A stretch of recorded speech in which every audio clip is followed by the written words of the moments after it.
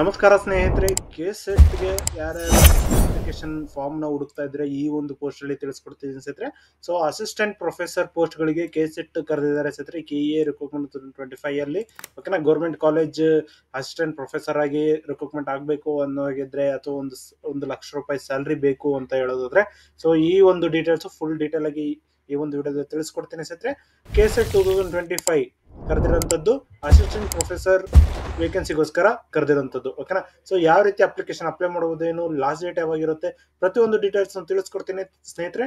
ಈ ಒಂದು ವಿಡಿಯೋನ ಕಂಪ್ಲೀಟ್ ಆಗಿ ನೋಡಿ ಸ್ನೇಹಿತರೆ ಓಕೆನಾ. ಸೊ ಇದ್ರದ್ದು ನೋಡಿ, ಕರ್ನಾಟಕದಲ್ಲಿ ಇರೋದು ಸ್ಯಾಲ್ರಿ KE ನಾರ್ಮ್ಸ್ ಪ್ರಕಾರನೇ ಇರುತ್ತೆ.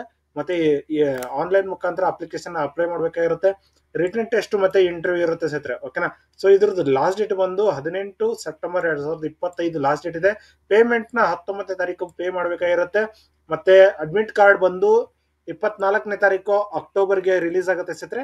ಹಾಗೆ ಎಕ್ಸಾಮ್ ಡೇಟ್ ಬಂದು ನಿಮ್ಗೆ 2nd ಆಫ್ ನವೆಂಬರ್ ಇರುತ್ತೆ ಸ್ನೇಹಿತರೆ ಓಕೆನಾ. ಏನೇನು ಓದಿರ್ಬೇಕು ಅಂತ ಹೇಳೋದಾದ್ರೆ ನೋಡಿ, ಎಲಿಜಿಬಿಲಿಟಿ ಕ್ರೈಟೀರಿಯಾದಲ್ಲಿ ಎಜುಕೇಶನ್ ಕ್ವಾಲಿಫಿಕೇಶನ್ ಬಂದು ಮಾಸ್ಟರ್ ಡಿಗ್ರಿ ಆಗಿರ್ಬೇಕು ಅಥವಾ PhD ಆಗಿರ್ಬೇಕಾಗಿರುತ್ತೆ ಸ್ನೇಹಿತರೆ ಓಕೆನಾ. ಅದಂತರ ಏಜ್ ಲಿಮಿಟ್ ಇಲ್ಲ ಸ್ನೇಹಿತರೆ. ಇದಕ್ಕೆ ಎನಿ ಏಜ್ ಲಿಮಿಟ್ ಆಗಿದ್ರು ಕೂಡ ಅಪ್ಲಿಕೇಶನ್ ಅಪ್ಲೈ ಮಾಡಬಹುದು. ಇದರ ಅಪ್ಲಿಕೇಶನ್ ಫೀ ನೋಡೋದಾದ್ರೆ SC ST ಕ್ಯಾಟಗರಿ 1 PWD ಟ್ರಾನ್ಸ್ಜೆಂಡರ್ಗೆ 700 ರೂಪಾಯಿ ಇದೆ. General category A 2A 2B 3A 3B ಅವರಿಗೆ 1000 ರೂಪಾಯಿ ಇದೆ ಸ್ನೇಹಿತರೆ ಓಕೆನಾ. ಆನ್ಲೈನ್ ಮುಖಾಂತರ ಫೀ ಪೇ ಮಾಡ್ಬೇಕಾಗಿರುತ್ತೆ. ಅದಂತರ ಸೆಲೆಕ್ಷನ್ ಪ್ರೋಸೆಸ್ ನೋಡೋದಾದ್ರೆ ರಿಟರ್ನ್ ಟೆಸ್ಟ್ ಇರುತ್ತೆ ಮತ್ತು ಇಂಟರ್ವ್ಯೂ ಇರುತ್ತೆ ಸ್ನೇಹಿತರೆ. ಸೊ ಇವೆರಡನ್ನು ಕ್ಲಿಯರ್ ಮಾಡ್ಕೊಂಡ್ರೆ ನೀವು ಜಾಬ್ ನ ಪಡ್ಕೋಬಹುದಾಗಿರುತ್ತೆ ಓಕೆನಾ. ಸೊ ಕೆಸೆಟ್ ನ ಮುಗಿಸ್ಕೊಂಡು ನೀವು ಅಪ್ಲಿಕೇಶನ್ ಗಳನ್ನ ಅಪ್ಲೈ ಮಾಡ್ಕೋಬಹುದಾಗಿರುತ್ತೆ. ಸೊ ಇಲ್ಲಿ ನೋಡಿ, ಅಫಿಷಿಯಲ್ ನೋಟಿಫಿಕೇಶನ್ ಕೂಡ ಕೊಟ್ಟಿದ್ದಾರೆ. ಸೊ ಅಫಿಷಿಯಲ್ ನೋಟಿಫಿಕೇಶನ್ ಕೂಡ ಚೆಕ್ ಮಾಡ್ಕೋಬಹುದು. ಇಲ್ಲಿ ಕರ್ನಾಟಕ ಪರೀಕ್ಷಾ ಪ್ರಾಧಿಕಾರದಿಂದ ಕರೆದಿರೋದು ಕೆಸೆಟ್ ಓಕೆನಾ. ಸೊ ನೋಡಿ, 18/9/2025 ಲಾಸ್ಟ್ ಡೇಟ್ ಇರುತ್ತೆ. ಸೊ ಫುಲ್ ಡೀಟೇಲ್ ಆಗಿ ಕೊಟ್ಟಿದ್ದಾರೆ. ಪ್ರಶ್ನೆ ಪತ್ರಿಕೆ ಯಾವ ರೀತಿ ಡೌನ್ ಮಾಡೋದು, ಯಾವ ರೀತಿ ಅಪ್ಲಿಕೇಶನ್ ಅಪ್ಲೈ ಮಾಡೋದು, ಸೊ ಪ್ರತಿಯೊಂದು ಡೀಟೇಲ್ಸ್ ಈ ಒಂದು ನೋಟಿಫಿಕೇಶನ್ ಅಲ್ಲಿ ಇದೆ ಸ್ನೇಹಿತರೆ ಓಕೆನಾ. ಸೊ ಹಾಗೆ ಅಪ್ಲಿಕೇಶನ್ ಫೀ ಕೂಡ ಕೊಟ್ಟಿದ್ದಾರೆ. ಮತ್ತೆ ಏನು ಪ್ರಶ್ನೆ ಪತ್ರಿಕೆ ಇರುತ್ತೆ, ಪ್ರಶ್ನೆ ಪತ್ರಿಕೆ 1 ಮತ್ತು 2 ಅಂಕಗಳು 100 200 ರೂಪಾಯಿ ಮಾರ್ಕ್ಸ್ ಗಳಿಗಿದಾವೆ. 50 ಪ್ರಶ್ನೆಗಳಿಗಿರುತ್ತೆ ಮತ್ತು 100 ಪ್ರಶ್ನೆಗಳಿಗಿರುತ್ತೆ. 3 ಗಂಟೆ ಕಾಲಾವಕಾಶ ಇರುತ್ತೆ. ಬೆಳಗ್ಗೆ 10 ಗಂಟೆಯಿಂದ ಮಧ್ಯಾಹ್ನ 1 ಗಂಟೆವರೆಗೂ ಇರುತ್ತೆ. ಸೊ ಫಸ್ಟ್ ಪತ್ರಿಕೆಯಲ್ಲಿ ನೋಡಿ, ಸಾಮಾನ್ಯ ಪತ್ರಿಕೆ ಅಭ್ಯರ್ಥಿಗಳ ಬೋಧನೆ, ಸಂಶೋಧನಾ ಮತ್ತು ಬೌದ್ಧಿಕ ಸಾಮರ್ಥ್ಯಗಳನ್ನು ಪರೀಕ್ಷಿಸಲಾಗುವುದು. ಎರಡನೇದು ವಿಷಯ ಪತ್ರಿಕೆ.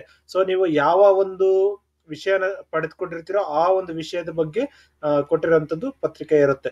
ಸೊ UGC ಮಾರ್ಗಸೂಚಿಗಳ ಪ್ರಕಾರ ಕೆಸೆಟ್ ನ ಪ್ರಶ್ನೆ ಪತ್ರಿಕೆಯನ್ನ ನಿರ್ವಹಣೆ ಮಾಡ್ತಾರೆ ಸ್ನೇಹಿತರೆ ಓಕೆನಾ. ಸೊ ಇದನ್ನ ನೀವು ಅಪ್ಲಿಕೇಶನ್ ಅಪ್ಲೈ ಮಾಡೋ ಸಮಯದಲ್ಲಿ ನೋಡ್ಕೊಂಡು ಅಪ್ಲಿಕೇಶನ್ ಅಪ್ಲೈ ಮಾಡ್ಕೊಳ್ಳಿ ಸ್ನೇಹಿತರೆ. ಸೊ ನೋಡಿ, ಪತ್ರಿಕೆ 1, 2 ಯಾವ ರೀತಿ ಸೆಲೆಕ್ಷನ್ ಮಾಡುತ್ತೆ ಅಂತ ಹೇಳ್ಬಿಟ್ಟು ಫುಲ್ ಡೀಟೇಲ್ ಆಗಿ ಕೊಟ್ಟಿದ್ದಾರೆ.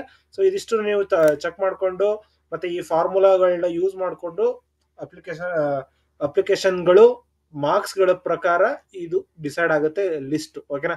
So selection list, interview list, ಅದಂತರ ಯಾವ ರೀತಿ ಪ್ರಶ್ನೆ ಪತ್ರಿಕೆಗಳು ಯಾವ್ಯಾವ ಮೀಡಿಯಂ ಅಲ್ಲಿ ಇರುತ್ತೆ ಅಂತ ಹೇಳ್ಬಿಟ್ಟು ಕೊಟ್ಟಿದ್ದಾರೆ.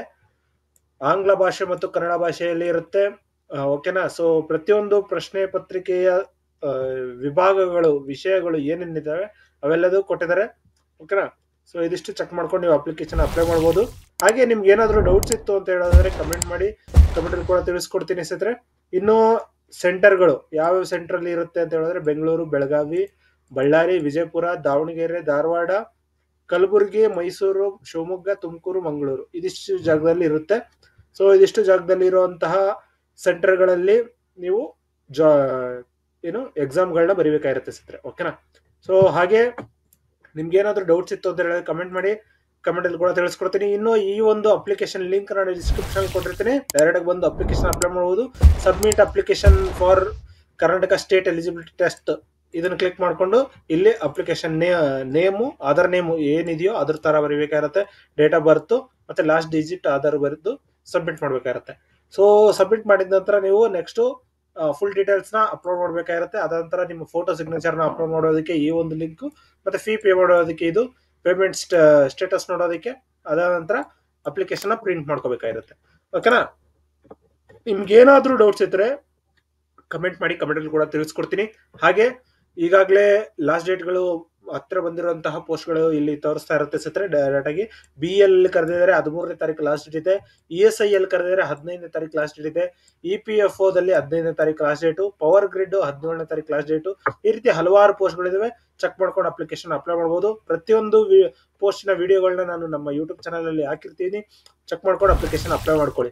ಇನ್ನು ನೀವು ನಮ್ಮ ವಾಟ್ಸ್ಆಪ್ ಗ್ರೂಪ್ ಅಥವಾ ಟೆಲಿಗ್ರಾಮ್ ಗ್ರೂಪ್ ಜಾಯ್ನ್ ಆಗಿಲ್ಲ ಅಂದ್ರೆ ಈಗಲೇ ಜಾಯ್ನ್ ಆಗಿ ಸ್ನೇಹಿತರೆ. ಲೇಟೆಸ್ಟ್ ಅಪ್ಡೇಟ್ಸ್ ಅಲ್ಲಿ ಕೂಡ ಬಿಡ್ತಾ ಇರ್ತೀವಿ ಸ್ನೇಹಿತರೆ. ಓಕೆನಾ? ಸೊ ಇದಿಷ್ಟು ಈ ಒಂದು ವಿಡಿಯೋ ತಿಳಿಸ್ಕೊಟ್ಟಿದೆ. ಈ ಒಂದು ವಿಡಿಯೋ ಇಷ್ಟ ಆದ್ರೆ ಲೈಕ್ ಮಾಡಿ, ಶೇರ್ ಮಾಡಿ, ಸಬ್ಸ್ಕ್ರೈಬ್ ಮಾಡ್ಕೊಳ್ಳಿ ಸ್ನೇಹಿತರೆ. ಧನ್ಯವಾದಗಳು.